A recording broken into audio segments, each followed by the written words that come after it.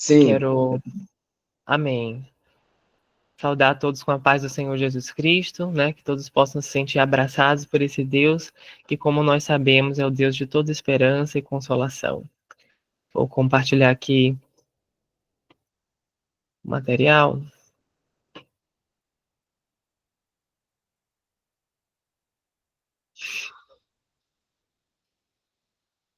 Então, meus irmãos, essa manhã, porque nós teremos 3, né?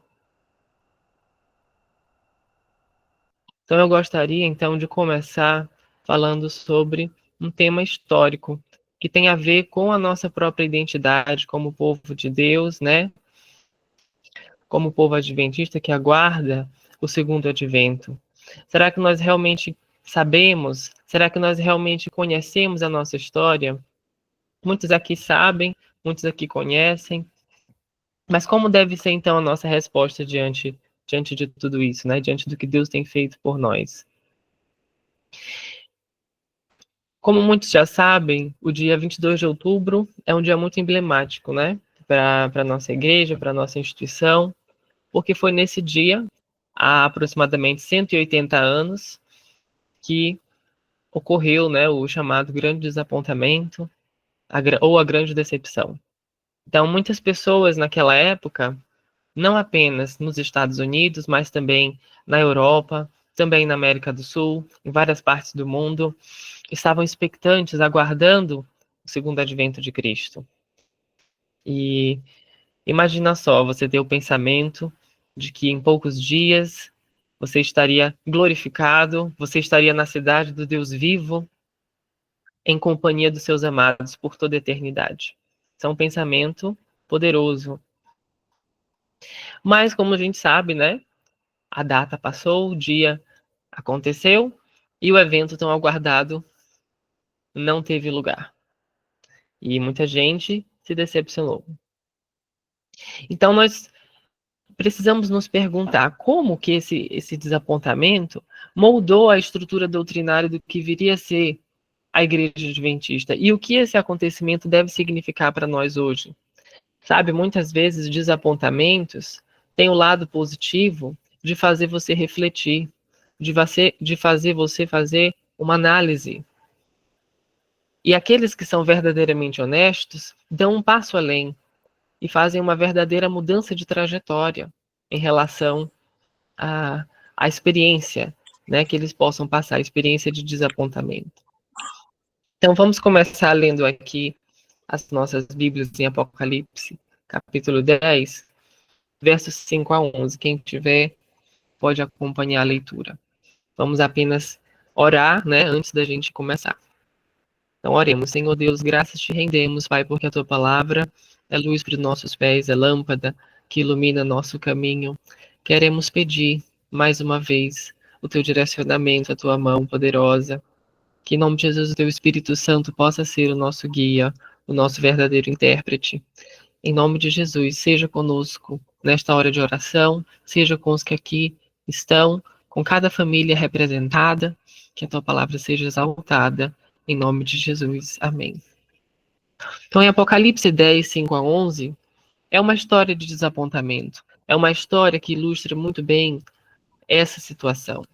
Verso 5 diz assim: Então o anjo que vinha em pé sobre o mar e sobre a terra levantou a mão direita para o céu e jurou por aquele que vive pelos séculos dos séculos, o mesmo que criou o céu, a terra, o mar e tudo quanto neles existe, já não haverá demora. Mas nos dias da voz do sétimo anjo, quando ele estiver para tocar a trombeta, cumprir-se-á então o mistério de Deus, segundo ele anunciou aos seus servos os profetas. A voz que ouvi vinda do céu estava de novo falando comigo, dizendo: Vai e toma o livro que se acha aberto na mão do anjo, em pé sobre o mar e sobre a terra. Fui, pois, ao anjo, dizendo-lhe que me desse o livrinho. Ele então me falou: Toma-o e devora-o. Certamente ele será amargo ao teu estômago, mas na tua boca doce como mel. Então vamos. Aí, verso 10, né? Tomei o livrinho da mão do anjo e devorei, e na minha boca era doce como mel. Quando, porém, eu comi, o meu estômago ficou amargo. Então vejamos os elementos dessa passagem. Então, em primeiro lugar, um anjo desce do céu e, em posição de juramento, afirma que não há mais tempo. Em seguida, uma voz diz ao profeta João para tomar o livro que está na mão do anjo e comê-lo. E, ao João tomar este livro e comê-lo, na sua boca ele era doce como mel, mas em seu estômago ficou amargo. E assim aconteceu, né? E aí no verso 11, se você for ler, vai dizer para ele profetizar novamente. É necessário que ainda profetizes a respeito de muitos povos, nações, línguas e reis. Então, o que nós temos aqui? O que significa, profeticamente, comer um livro? O que significa devorar, né? Um pergaminho, né? Um papiro? Significa, vamos lá para Ezequiel, capítulo 3, verso 1 a 3. Na experiência do profeta Ezequiel, que foi levantado por Deus no tempo do cativeiro para dar mensagens ao povo de Israel, Deus diz o seguinte, no capítulo 3, verso 1 a 3. Ainda me disse, filho do homem, come o que achares, come este rolo, vai e fala à casa de Israel. Então abri a boca e ele me deu a comer o rolo, e me disse, filho do homem, dá a comer ao teu ventre, enche as tuas entranhas deste rolo que eu te dou. Eu o comi, e na minha boca me era doce como mel. Então veja novamente o verso 1. Filho do homem, come o que achares, come este rolo, vai e fala à casa de Israel. Ou seja, em outras palavras, comer um livro significa o quê? Assimilar a mensagem que você tem, que Deus te deu, e compartilhar esta mensagem com o povo do Senhor. Nesse contexto aqui, é uma mensagem doce, porque as palavras de Deus são doces, são desejáveis como mel, conforme Jeremias, capítulo 15, verso 16. E aí, qual livro nós temos aqui? Qual é o livro representado em Apocalipse, capítulo 10, especificamente, que nós podemos vislumbrar? Nós podemos dizer com segurança que aqui representado em Apocalipse 10 encontra-se o livro do profeta Daniel. Por quê? Primeiro, porque Apocalipse e Daniel são dois livros irmãos, que têm muito simbolismo em comum. E principalmente a partir do capítulo 10 de Apocalipse, nós temos reiteradas alusões ao livro de Daniel. Então, por exemplo, o capítulo 13 de Apocalipse, que vai falar sobre a besta que emerge do mar semelhante ao leopardo, que é o que? Um conglomerado de vários animais que são já representados em Daniel capítulo 7. Então, a Apocalipse capítulo 10 ilustra um livro que foi consumido pelo profeta João e que se refere ao livro de Daniel. Então, para que não reste dúvida em relação a essa questão, vamos fazer uma comparação. Vamos para Daniel capítulo 12, verso 7. Em Daniel 12, verso 7, temos uma situação muito semelhante. A partir do verso 5, então eu, Daniel, olhei, e eis que estavam em pé outros dois, um de um lado do rio, o outro do outro lado. Um deles disse ao homem vestido de linho que estava sobre as águas do rio: quando se cumprirão estas maravilhas? Ouvi o homem vestido de linho que estava sobre as águas do rio, quando levantou a mão direita e a esquerda ao céu, e jurou por aquele que vive eternamente, que isso seria depois de um tempo, 2 tempos e metade de um tempo. E quando se acabar a destruição do poder do povo santo, estas coisas todas se cumprirão. Então veja que em Daniel 12, a partir do verso 5, temos uma situação muito semelhante a essa de Apocalipse 10, 5 a 11. Qual é a semelhança? Assim como em Apocalipse 10, 5 a 11, nós temos um anjo que desce do céu e fala, né, em posição de juramento, dizendo que não haverá mais tempo profético.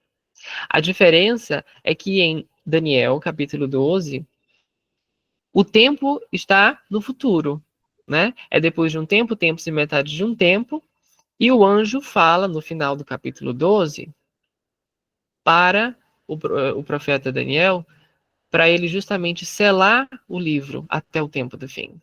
E em Apocalipse 10, o tempo profético já está na iminência de se cumprir. e o livro está aberto e não fechado. Então, estas são as principais diferenças e também a semelhança que a gente observa. Então, qual é a ideia aqui? O estudo das profecias de Daniel, especialmente as profecias relacionadas ao tempo profético, deveriam causar entre o povo do Senhor uma reação positiva, no sentido de que eles considerariam a palavra de Deus, especialmente essas profecias de tempo de Daniel, como uma mensagem doce, uma mensagem bonita aos ouvidos, né, agradável de se ouvir. Mas justamente nem tudo ocorreria, né, conforme a expectativa humana que é falha, porque assim como na experiência do profeta João, o livrinho ficou amargo em seu estômago, também uma certa incompreensão das profecias levaria a uma decepção. E do que nós estamos falando? Justamente da profecia maior de tempo de Daniel, que está registrada a partir do capítulo 8, né? Daniel 8:14, a passagem muito conhecida por nós, né? Diz assim: até 2.300 tardes e manhãs, e o santuário será purificado. Então, esta profecia foi estudada, principalmente ali no início do século XVIII, século XIX, perdão, quando começaram o quê? A serem formadas as primeiras sociedades bíblicas.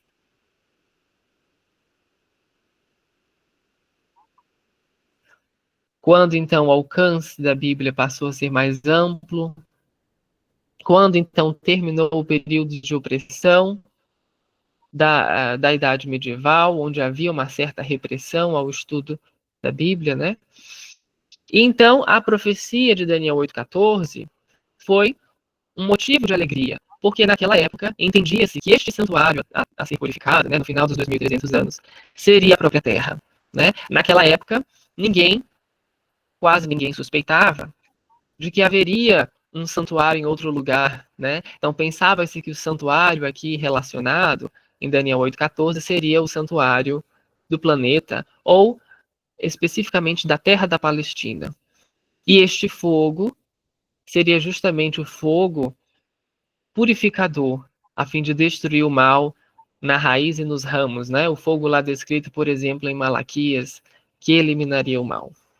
Então, a profecia das 2.300 tardes e manhãs tinha como esse ponto inicial o decreto de Artaxerxes, em 457, terminando aí a sua parte primeira no ano 34, com o Evangelho aos Gentios, no apedrejamento de Estevão, mas chega ao fim justamente em 1844, 2.300 anos depois do decreto de Artaxerxes. Mas, pois bem,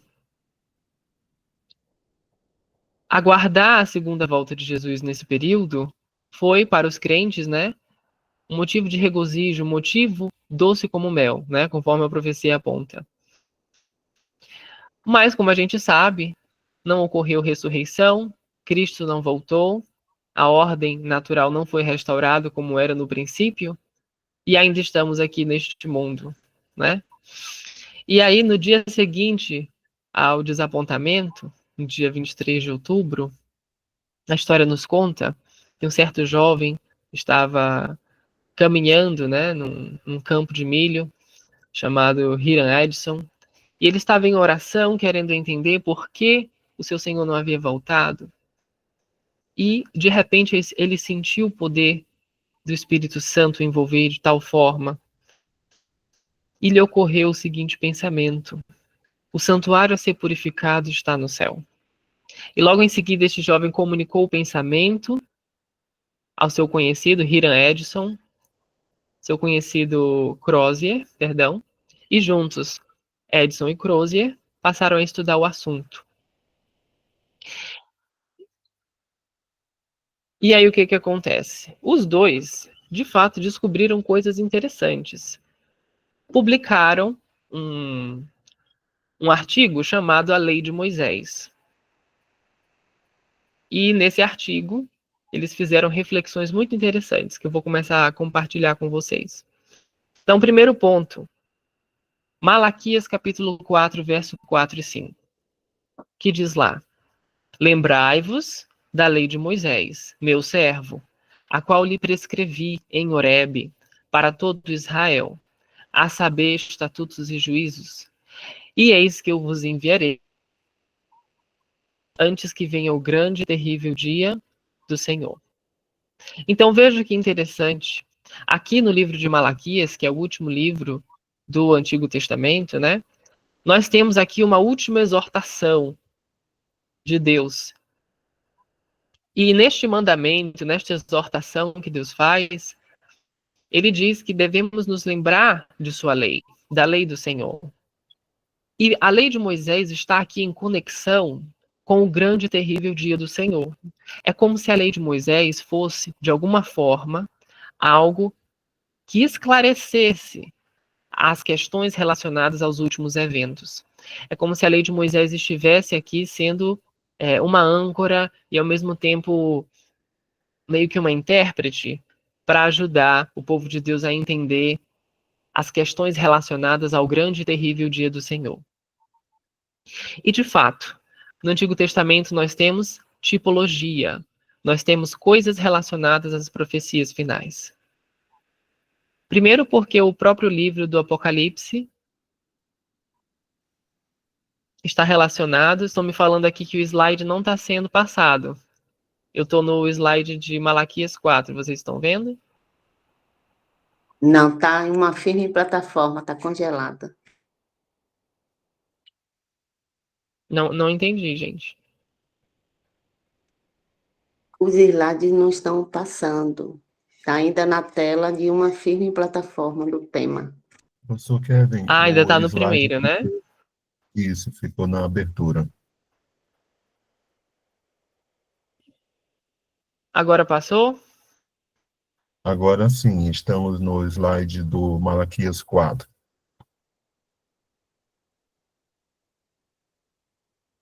Acho que agora foi, né, gente?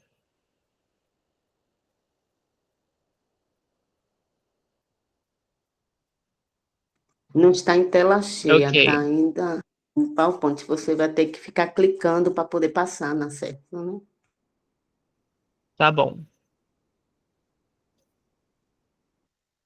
E aí, como eu estava dizendo, essa questão de Malaquias, né? Que eu creio que eu já tenha me feito entender. Que justamente está em conexão com os últimos eventos. E aí nós temos que o próprio livro do Apocalipse é um livro que contém alusões e citações ao Antigo Testamento de uma forma jamais vista em relação aos livros anteriores, né? Dos mais de 400 versículos do Apocalipse, cerca de 270 são alusões ou citações ao Antigo Testamento. Então, para você compreender a profecia apocalíptica e também a daniélica, né, é necessário você recorrer, sim, ao Antigo Testamento. E aqui na sabedoria divina nós temos essa própria condição, né? Ou seja, lembre-se da lei de Moisés, antes que venha o grande e terrível dia do Senhor. E o que é que nós encontramos na lei de Moisés como um fato que deve estar sendo justamente importante para a compreensão profética? Veja, na lei de Moisés nós temos festas, as festas anuais. As festas anuais estão divididas em dois tipos, né? Temos, então, as festas da primavera e as festas do outono, né? Quais são, então, as festas da primavera? As festas da primavera são, justamente, as 4 P's. Quais são? Páscoa, Pães Asmos, Primícias e Pentecostes. E as festas do outono são 3: Trombetas, Dia da Expiação e Tabernáculos, certo? Então, as festas da primavera, ou festas vernais, são aquelas que ocorrem no início do calendário israelita. Então, a festa da Páscoa ocorria o quê? No 14º dia do primeiro mês. A festa dos Pães Asmos começava no 15º dia do primeiro mês e até o 22º. A festa das primícias, no 16º dia do primeiro mês, e a festa do Pentecostes, esse prefixo pente se refere ao número 5. Então, Pentecostes ocorria 50 dias após a festa das primícias. A investigação dos irmãos, né, Edson e Crozier, demonstrou justamente que, na primeira vinda de Cristo, todas as 4 primeiras festas do calendário israelita tiveram cumprimento, tiveram lugar nos eventos relacionados à vida e morte de Jesus e ao início da dispensação cristã. Então, na festa da Páscoa, como a gente sabe, era um evento que simbolizava o quê? A libertação do povo israelita, que simbolizava justamente essa liberdade que Deus trouxe mediante a sua mão poderosa e o seu braço estendido. E aí na festa da Páscoa era comido, né, um cordeiro. E aí o apóstolo Paulo vai dizer o seguinte, em 1 Coríntios 5, na parte final do verso 7, ele diz: pois também Cristo, nosso cordeiro pascal, foi imolado. E de fato, a história nos conta, né, pelo menos a história que nós temos nos evangelhos, nos conta que justamente Jesus Cristo morreu no exato mês, no dia e na hora do sacrifício da Páscoa legal, né, de acordo com a lei. Então, Cristo morreu justamente até mesmo na hora do sacrifício da tarde, no dia e no mês da Páscoa. E aí Paulo, né, de forma acertada, vai dizer também, fazendo essa analogia, que Cristo, nosso Cordeiro Pascal, foi imolado. A festa dos pães asmos, né, que começava no 15º dia, ou seja, no dia imediato à festa da Páscoa, era o quê? Eram ervas amargas que eram consumidas com pão. E aí, a gente pode entender a festa dos pães asmos como sendo a aflição que os discípulos de Jesus sofreram logo após a sua morte. Né? Em Zacarias 13:7 é dito que o pastor seria ferido e as ovelhas espalhadas. Então, esses asmos, esse amargor, que justamente a festa dos pães asmos era celebrada um dia após a Páscoa, representaria justamente essa aflição que os discípulos sofreram devido ao seu Senhor ter sido crucificado no dia anterior. E aí Paulo diz também sobre os asmos, né? 1 Coríntios 5:7, ele fala: lançai fora o velho fermento, para que sejais nova massa, como sois de fato sem fermento. E aí nós temos também a festa das primícias. A festa das primícias ocorria no dia subsequente à dos pães asmos. Elas eram seguidas, né? Páscoa 14, pães asmos 15, primícias 16. E aí na festa das primícias se celebrava o quê? As primícias do fruto da terra, como bênçãos, interpretadas como bênçãos de Deus, né? Que mandava a chuva, que regava o solo, que abençoava toda a produção. E aí nós temos justamente a ressurreição de Jesus Cristo no dia de primícias. Então, Cristo lançou o fundamento da ressurreição da vida a todos que por meio dele, né, aceitariam a mensagem, creriam em seus ensinos. Aqui, em Atos 26:23, é dito o seguinte: isto é, que o Cristo devia padecer, e sendo o primeiro da ressurreição dos mortos, anunciaria a luz ao povo e aos gentios. Então, no dia de primícias, Cristo ressuscitou, sendo a esperança da ressurreição a todos os que creem nele. Então, nós temos justamente essa questão. E o Pentecostes, né, que ocorria o quê? 50 dias após as primícias. No dia de Pentecostes, nós conhecemos bem a história. Houve, então, o derramamento do Espírito Santo sobre a igreja primitiva. Foi uma das primeiras medidas que Jesus Cristo tomou ao ele ascender aos céus e inaugurar o santuário celestial, foi justamente, como um bom sumo sacerdote que ele é, conceder dons ao seu povo. E um dos dons que ele concede, com certeza o maior deles, é o Espírito Santo. Né? Então, Atos 2:1 diz: ao cumprir-se o dia de Pentecostes, estavam todos reunidos no mesmo lugar.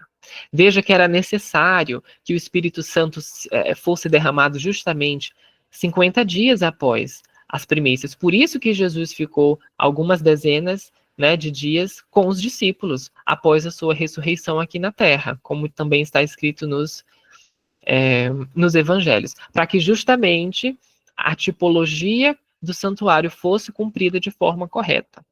Então, veja que interessante, né? Todas as 4 primeiras festas, as festas vernais da primavera, que aconteciam no início do calendário israelita, tiveram cumprimento exato no mesmo dia em que eram celebradas, no início da dispensação cristã. E o que nos resta? Por analogia, nós devemos concluir o quê? Que assim como as festas da primavera tiveram seu cumprimento no início da dispensação cristã, as festas do outono, que são as 3 últimas, aquelas que ocorriam no final do calendário, também deveriam ter lugar em algum momento na história, agora próximo à segunda vinda de Cristo, né? E justamente foi essa análise que os irmãos Edson e Crozier demonstraram com base no estudo tipológico da Bíblia. Veja bem, todas essas festas aconteciam em relação ao santuário, ou seja, o santuário era o edifício em torno do qual essas festas giravam. A realidade do santuário era necessária. Mas após a primeira vinda de Cristo e após a sua ascensão, a sua morte e ressurreição, ocorreu uma transição importante. Qual foi a transição que aconteceu, né, após a primeira vinda do Messias? Lá em Mateus 27:51 nos dá essa ideia. Diz assim: eis que o véu do santuário se rasgou em 2 partes, de alto a baixo, tremeu a terra, fenderam-se as rochas. Então aqui está a transição, né? Houve o quê? A interrupção dos serviços no santuário terrestre. Mas será que agora, então, nós ficamos sem santuário na nova aliança? Será que não temos mais santuário porque na primeira vinda de Cristo ele perdeu o seu valor? Porque justamente o tipo encontrou o antítipo?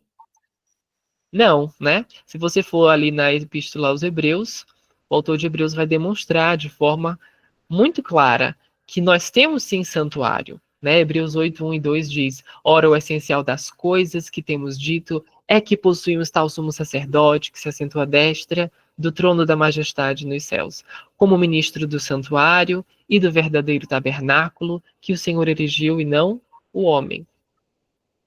Então agora sim, embora o santuário terrestre tenha perdido seu lugar, agora houve a inauguração de um novo e superior santuário, o santuário celestial.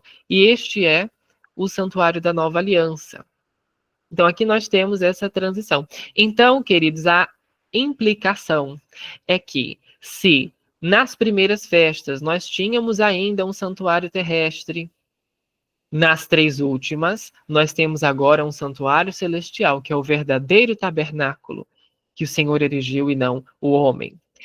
Então, os olhos da fé devem estar concentrados, né, nesta realidade. Ali, onde os olhos físicos não podem chegar, não podem ver, deve estar a nossa esperança no santuário celestial, após, né, a primeira vinda de Cristo. Um outro detalhe interessante para a gente entender qual era o santuário de Daniel 8:14 é você fazer essa analogia de Daniel 7 e Daniel 8. Em Daniel 7 você tem o quê? 4 animais que emergem do grande mar. Quais são esses animais? O leão, o urso, o leopardo, o animal terrível e espantoso e o chifre pequeno. Depois disso, cena de julgamento no céu. Em Daniel 8, nós temos o quê? O carneiro, o bode. Depois nós temos um chifre pequeno em 2 fases, vertical e horizontal, ou melhor, horizontal e vertical, e em seguida a purificação do santuário. Então, a cena de julgamento de Daniel 7, que claramente ocorre no céu, porque está ali na presença do ancião de dias, com incontáveis milhões de anjos, é equivalente, essa cena é equivalente à purificação do santuário de Daniel 8:14, porque quando você faz o quadro comparativo, estão na mesma posição. A implicação é que, se a cena de julgamento ocorre claramente no céu, a purificação do santuário deve ocorrer no mesmo lugar. Então, não estamos falando de um santuário terrestre, sim de um santuário celestial. E isso faz todo sentido, porque se você voltar para Daniel, capítulo 8, verso 13, você vai ver justamente o contexto.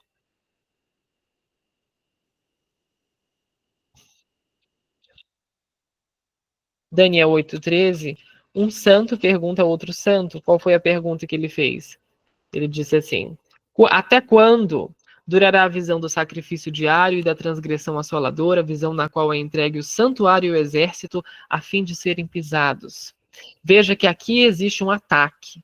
Um ataque a Cristo, que é o príncipe do exército, um ataque à verdade, um ataque à lei de Deus, um ataque ao povo de Deus. Esse ataque ocorre após o primeiro advento de Cristo, justamente na emergência do chifre pequeno de Daniel 7 e na emergência da fase vertical do chifre pequeno de Daniel 8. E essa situação é posterior à primeira vinda de Cristo, quando já houve a transição do santuário terrestre para o santuário celestial. Então, se a profecia nos aponta para depois da primeira vinda de Jesus, então, definitivamente estamos falando de realidades celestiais, não de realidades terrestres, né? E aí nós temos justamente que essa purificação é uma obra final de juízo, na qual Cristo julga o seu povo e termina a obra de redenção. Agora, os mileritas, né, que são os precursores, pensaram que o seu trabalho havia sido concluído, que não tinham mais nenhuma obra a fazer depois da propagação desta mensagem da volta de Cristo. Mas justamente no verso 11 de Apocalipse 10, nós temos a ideia de que você deve novamente soar, dar o sonido certo à trombeta. No verso 11 diz assim: então me disseram, é necessário que ainda profetizes a respeito de muitos povos, nações, línguas e reis. E onde nós encontramos no livro do Apocalipse essa mensagem que deve ser profetizada a respeito de muitos povos, nações, línguas e reis? Se você for alguns capítulos à frente, se você for alguns capítulos adiante, você vai ver justamente que essa mensagem está em Apocalipse capítulo 14, que são as 3 mensagens, né? Veja que o público-alvo é o mesmo, né? O verso 6 diz: vi outro anjo voando pelo meio do céu, tendo o evangelho eterno para pregar aos que se assentam, a cada nação e tribo e língua e povo, né? Então nós temos aqui justamente essa ideia. Essa é justamente a mensagem de Apocalipse 10, 11. É uma mensagem que tem a ver com um juízo. Verso 7 diz: temei a Deus e dai-lhe glória, pois é chegada a hora do seu juízo. Essas mensagens, então, têm a ver com uma mensagem de tempo. É chegada a hora. E nós temos justamente essa ideia nas profecias de tempo de Daniel 8 e 9. E aí nós temos eu quero trazer aqui a citação de Ellen White, né, no livro Grande Conflito, na página 423, ela diz o seguinte: o assunto do santuário foi a chave que desvendou o mistério do desapontamento de 1844. Revelou um conjunto completo de verdades, ligadas harmoniosamente entre si, e mostrando que a mão de Deus dirigira o grande movimento do advento e apontara novos deveres, ao trazer à lume a posição e obra de seu povo. Que novos deveres são esses, né, que nós podemos colocar? Tudo está conectado. Então, tem um pregador chamado Alberto Tim, não sei quantos aqui conhecem, que ele fez justamente esse diagrama, essa imagem que mostra o que a gente pode chamar de sistema da verdade presente. Então, a verdade presente é sistematizada com base justamente nesses temas. E aqui nós vemos justamente a diferença, como ele mesmo diz, entre uma pilha de tijolos e uma parede. Porque numa pilha de tijolos você tem doutrinas desconexas, ideias que não se ligam entre si, mas em uma parede você tem um tema que justamente consolida como se fosse uma argamassa, como se fosse algo para aglutinar todos os temas, de modo que tudo fica harmonioso. Então, o sistema da verdade presente é baseado em dois eixos, eixo céu e eixo terra. No eixo céu, ocorre a purificação do santuário celestial. E no eixo terra, as três mensagens angélicas são propagadas. Justamente porque a primeira mensagem só pode ser pregada a partir de um elemento temporal, que é quando termina o prazo das profecias de Daniel relacionadas ao santuário celestial.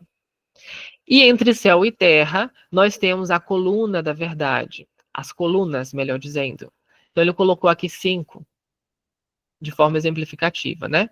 Então, a questão da lei de Deus, a questão do sábado, como isso está relacionado com a profecia? Em primeiro lugar, que a própria lei de Deus estava contida na Arca da Aliança, que ficava no lugar santíssimo do santuário celestial. Então, ninguém pode deixar de ver que a conclusão de que existe um santuário no céu, que este santuário está passando por uma obra de juízo, toda essa ideia lança luz e chama a atenção para a realidade dos mandamentos de Deus, que são a base desse juízo. E nós vemos justamente que o resultado de você aceitar as três mensagens angélicas na sua vida, o efeito que as três mensagens angélicas produzem na vida daqueles que a aceitam, é justamente a obediência a Deus. O verso 12 de Apocalipse 14 diz: aqui está a perseverança dos santos, os que guardam os mandamentos de Deus e a fé em Jesus. Então, obedecer a Deus é o efeito das três mensagens sobre a vida daqueles que as aceitam. Então, nós temos que justamente o sábado e a lei de Deus estão relacionados, tanto a purificação quanto as três mensagens. O ministério sacerdotal de Cristo: não existe santuário funcional sem um sumo sacerdote que oficie neste templo. Nós temos um sumo sacerdote que é perfeito, santo e incorruptível, que não é impedido pela morte de continuar o seu serviço, a sua obra de intercessão, como acontecia no caso dos sacerdotes terrestres, né? E também Jesus tampouco precisa oferecer sacrifícios por si mesmo, uma vez que ele mesmo é perfeito e sem pecado. Então, o ministério sacerdotal de Cristo está relacionado a essas duas realidades. A imortalidade condicional, como é que isso se relaciona? Ora, se os mortos em Cristo começaram a ser julgados a partir do início do juízo, em meados do século XIX, é porque eles não foram julgados logo após as suas mortes e eles não estão conscientes. Esse é um desdobramento lógico da purificação do santuário. Ou seja, é apenas em um momento futuro, apontado pela profecia, que esse julgamento começaria. É claro que Deus já dá o seu veredito sobre cada pessoa, no tempo em que ela morreu, até mesmo antes, porque ele é onisciente, mas lembre-se que o juízo celestial, a purificação, é feita em favor dos seres celestiais, que são finitos. Por isso que toda aquela cena de Daniel capítulo 7 acontece. Se você for lá para Daniel capítulo 7, você vai ver que existe um trono, o trono do Ancião de Dias. Esse trono tem rodas, isso indica que esse trono se deslocou para aquele novo compartimento, e foram postos outros tronos ao redor do trono central. E neste se assentava a incontável hoste celestial. Então, o julgamento é feito em favor dos anjos, para que eles compreendam, porque tudo é teodiceia. Teodiceia é o tema da justificação do próprio Deus, ou seja, o próprio Deus será declarado justo no final.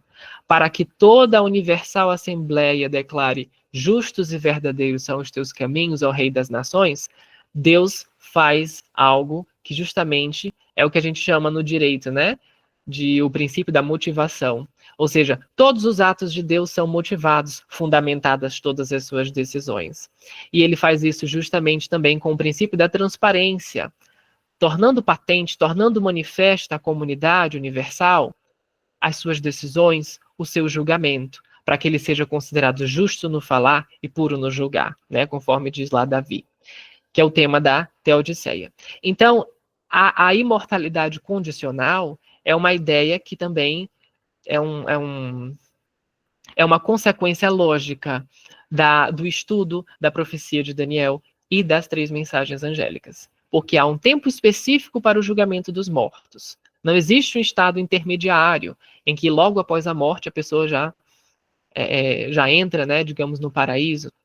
Pelo contrário, nós temos fases de julgamento. A outra coluna é o dom profético. Os sumos sacerdotes da antiguidade, conforme está lá em Hebreus, eles concediam dons e sacrifícios ao seu povo.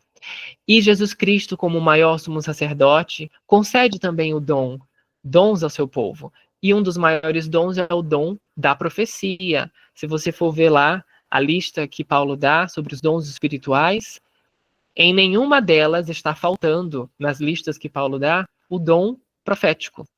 Então, nós temos o dom profético como um dom permanente na Igreja de Cristo, justamente como sendo algo que deveria se manifestar no tempo do fim. Apenas as falsas manifestações deveriam ser rejeitadas, né? O slide é esse mesmo aqui, que eu estou ainda explicando sobre o sistema da verdade presente.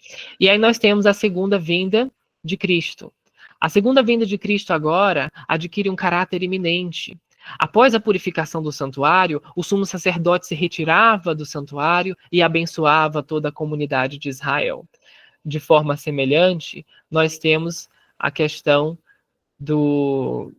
da segunda volta de Cristo após o término da sua atividade no santuário celestial. Ou seja, lá em Apocalipse 15 também, vemos que o santuário vai se encher de fumaça. Isso indica que há uma finalização da sua obra de intercessão. E aí, logo após, nós temos a volta de Jesus. Então, veja só, como disse lá Ellen White, o assunto do santuário foi a chave para a compreensão do mistério, né? Do santuário, do mistério de Daniel 8,14. E aí eu queria trazer também uma outra citação aqui em Primeiros Escritos, onde ela fala justamente sobre esta plataforma sobre a qual nós estamos. Ela diz assim: vi um grupo que permanecia bem guardado e firme, não dando atenção aos que faziam vacilar a estabelecida fé da comunidade. Deus olhava para eles com aprovação. Foram-me mostrados 3 degraus, a primeira, a segunda e a terceira mensagens angélicas. Disse o meu anjo assistente: ai de quem mover um bloco ou mexer num alfinete dessas mensagens. A verdadeira compreensão dessas mensagens é de vital importância. O destino das almas depende da maneira em que são elas recebidas. De novo fui conduzida às 3 mensagens angélicas e vi a que alto preço havia o povo de Deus adquirido a sua experiência. Esta fora alcançada através de muito sofrimento e de severo conflito. Deus os havia conduzido passo a passo até que os pusera sobre uma sólida plataforma inamovível. Acima de tudo, esta plataforma tem Cristo como centro vivo. É Cristo Jesus que é o grande legislador, ele que é o Senhor do sábado, Cristo que é o nosso grande sumo sacerdote, Cristo que nos concederá imortalidade, a fim de que o nosso corpo corruptível seja igual ao corpo da sua glória, Cristo que concede o dom profético, e o testemunho de Jesus é o espírito da profecia, e é a Cristo Jesus que nós aguardamos vir nas nuvens dos céus como a materialização das nossas esperanças. Seja Cristo Jesus também o nosso fundamento, agora e para sempre. Esse é o meu desejo e essa é a mensagem que eu queria compartilhar com vocês. Vamos então fazer uma oração. Oremos. Senhor Deus, graças te rendemos pela tua palavra, que é luz, como dissemos a princípio, e continuamos a afirmar que é luz para o nosso caminho. Que essa palavra, Senhor, possa continuar iluminando a nossa mente, nos dando clara compreensão dos nossos deveres nestes últimos dias. Em nome de Jesus, fica com cada um que teve justamente, teve tempo para assisti-la, que isso possa estar fortalecendo a fé de cada um. Em nome de Jesus, nos concede o teu dom maior, que é o teu Espírito Santo, a nossa maior necessidade. Reaviva a nossa fé e nos coloca sobre uma firme plataforma, a fim de que nossos pés não vacilem em tempo algum. Fica conosco, essas bênçãos te pedimos em nome de Jesus. Amém.